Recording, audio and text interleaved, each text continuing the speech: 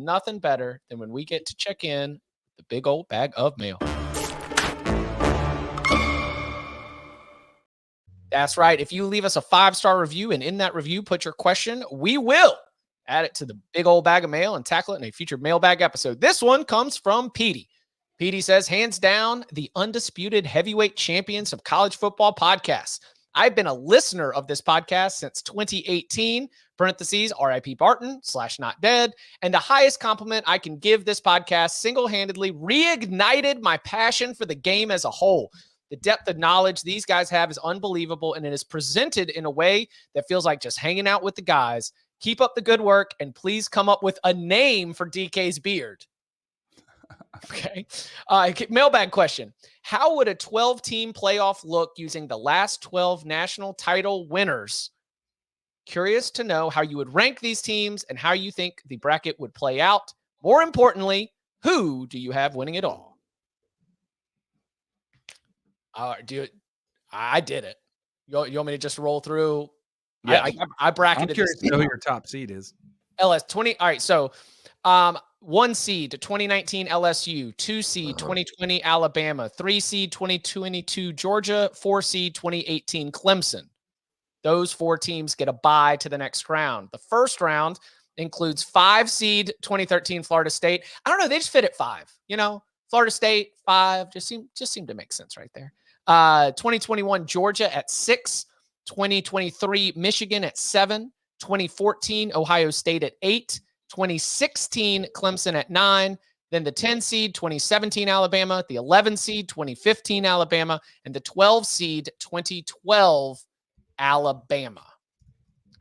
I would have 2021 Georgia over 2022.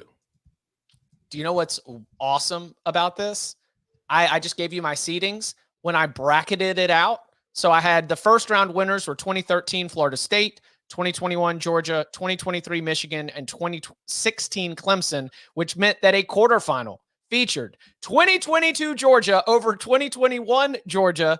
And I put my note in here. I would entertain a debate that the 2021 Georgia team is better as they set a new NFL draft record. However, that 22 Georgia team came out and pasted a double-digit win Oregon team 49-3 in the first game of the season and never looked back the rest of the way. Yeah, but I still think the 2021 team was better. I really am only considering the teams that had first-round quarterbacks. Yeah. All these teams are so damn good. If you didn't have like a legit first-round talented quarterback, I'm not considering you. All right. Are you considering it based on them getting drafted or 3 years removed, them still looking like a first-round quarterback? Bud got Michigan at number 1. So, so I'm excluding 2012 Bama, right? Because AJ McCarron. I'm excluding both Georgia teams. Like I admitted, they were very, very good. But I think in terms of like a tournament of this, if you're facing a bunch of elite teams that have first-round quarterbacks, I had a 2019 LSU, 2018 Clemson, 2020 Bama, 2013 FSU, 2023 Michigan, 2016 Clemson, 2017 Bama. The rest of them I don't think belong in the same conversation because quarterback to me is the differentiating factor. Yeah, I would go with 2019 LSU. That was my initial knee-jerk reaction. They've got to be the team. Some people in the chat are pointing out the defense. It was worse at the beginning of the season. It did get better. Offense beats defense. Yeah. Oh, man, my defense isn't great while I'm scoring 50 points per game. How will I survive? Yeah. Because Mac Jones, like I've got, so when I bracketed it out, I got to the semifinals. I had 2019 LSU over 2018 Clemson. I had 2020 Alabama over 2022 Georgia. I had 2019 LSU over 2020 Alabama in my championship. Oh, Georgia fans in the chat are saying only 3 of these teams had truly elite defenses. Good. What? Pretty sure. Only is every starter on the Michigan defense going to get drafted? I know yes. almost every starter for Clemson got drafted. Every starter on FSU got drafted defense. Like Georgia's not the only elite defense there. Sorry. Yeah. I don't think you win a national championship without pros on defense. Right. Exactly. They all have pros on defense. Yeah. Just a reminder, like that 2019 LSU team scored 48.4 points per game. They had Joe Burrow, Jamar Chase, Justin Jefferson. Their third best receiver was Terrace Marshall, who was still in the NFL. It's like that team offensively, like Clyde Edwards-Helaire was on there. There was nobody stopping that team. Hey, and who's a key linebacker for the Baltimore Ravens top-ranked defense? Oh, it's Patrick Queen. Oh, Patrick Queen. Yeah, who was flying around on that LSU defense. Who's one of the best corners in the league who went third overall? Oh, yeah, that's right. Oh, Stingley. Yeah. Derek Stingley. Yeah. That's right. Forgot about that. Grant Delpit. It was, man. Like the numbers weren't great, but it was also just because of the style of play. Like they were on the field all the time because their offense was scoring in 3 plays. Literally, everybody wins a national title is a great team. You have to find some way to differentiate it, and to me, it's quarterback. The other thing too with Burrow, I've tried to find a way like how to describe his season in 2019.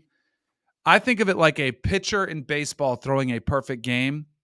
I mean, he almost threw. It's like a no-hitter because perfect game he would have had 0 interceptions, but it's a no-hitter. I mean, every single game he showed up. His worst game, I think, was against Ole Miss where he had 5 touchdowns, but he did have 2 interceptions and still like torched them. He was as close to perfect throughout that run that I've ever seen a quarterback. Usually you have a one-off game where you win despite your play or maybe you don't play to your best. He delivered every single play. I mean, it was literally, I'd never seen a quarterback play as good as he did from start to finish as Joe Burrow in 2019. It was as if they had like an actual current NFL quarterback that they were borrowing every Saturday. Yes. And we really haven't seen that since what? Cam Newton? Also, like people, I just want to point out, like everybody's talking about that defense. Like they couldn't win because of their defense. They did win with that defense. And it's not like they played nobody. They beat a ranked Texas. They beat Florida, who was a top 6 team at the time. They beat Auburn, who was ranked. They beat a top 10 Alabama. Yeah. Then they beat Georgia in the SEC championship and then beat Oklahoma and Clemson by like 1 billion points in the playoff. Their defense was fine just because they weren't only allowing 13 points per game. They allowed what, 20 something? Who cares? They scored 50. They doubled teams up every damn week. Yeah. The Clemson team they beat had won 29 consecutive games prior to that. Yeah, and they worked them.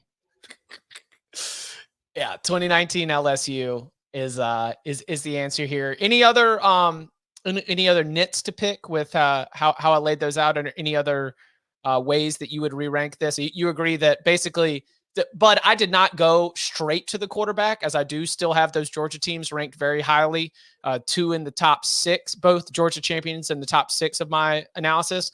But I do agree with you that the A.J. McCarron and Jake Coker Alabama teams, it was pretty easy to drop them to the bottom of trying to rank the last 12 titles.